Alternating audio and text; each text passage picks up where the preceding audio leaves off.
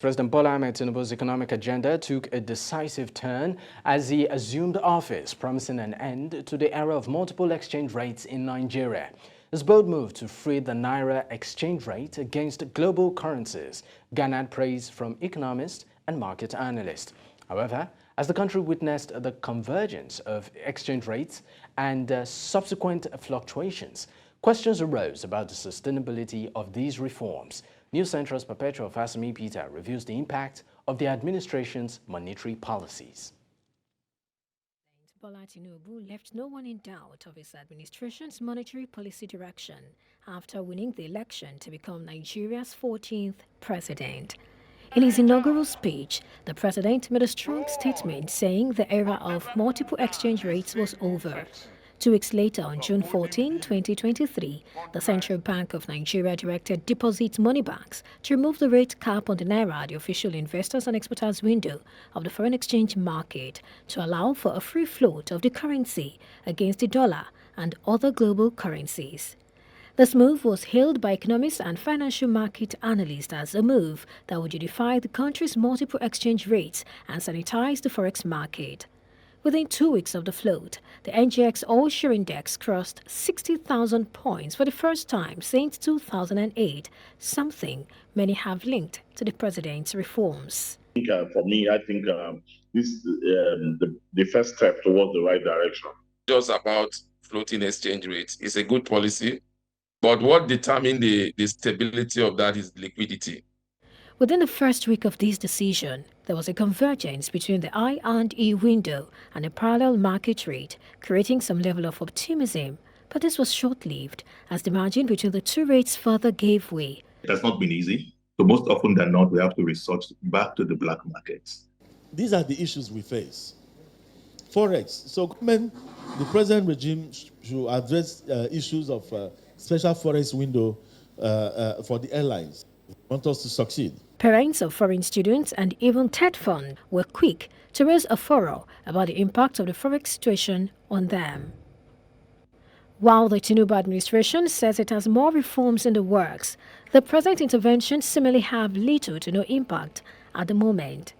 Nigerians are beginning to speculate that the price of premium motor spirit might increase. But every other one here, they are holding their for a reason, because they are hearing their speculation that the price is likely to go up, which is the Nigerian factor and is not good for us. As the speculation continued, the federal government acted fast by announcing that it would not increase the price of premium motor spirit, spurring claims that the government might introduce a temporary subsidy. This was later debunked. True to the president's assurance that there will be no further increase in the price of PMS, on Wednesday, August 16, the Nigerian National Petroleum Company Limited announced a $3 billion cash for crude loan with Afrexim Bank. This was immediately followed by the Nigerian Exchange Group's proposal to list dollar-denominated bonds and equities on the local bourse.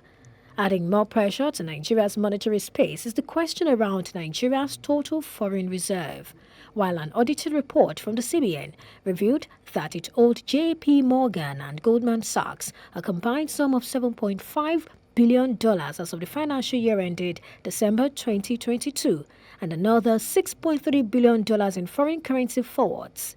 JP Morgan released a report where it claimed that Nigeria's foreign exchange reserve may have fallen to $3.7 billion at the end of 2022. The moment the information came into the market that the reserves that were reported by the CBN may not be as high as reported, you see that the Naira started losing again. Within 3 months of the administration, we have seen, although this was as a result of flotation policy, but we have seen Naira lost at official window over 60% and even more at the parallel market rate. What government intends to unify has remained ununifiable, as Naira at the parallel market at official rate have refused to converge. The benefit of this to government is revenue. What government thought would be another benefit to them would have been investment, which of course is not coming in the number. But the cost of this policy is high cost of living, lower quality of life, more poverty, more deprived people, and of course, high inflation. The impact we've seen so far is more negative than positive, But I mean, at this early stage, right? We can say we have early winners and losers. While analysts unanimously agree that the most impactful monetary decision taken by this administration remains the floating of exchange rate, which theoretically holds the potential to transform any economy, concerns abound about its outcome in Nigeria, which has been further aggravated by the lack of clarity about exactly how much is in Nigeria's foreign reserves. Perpetua, Fasanmi-Peter reporting for News Central.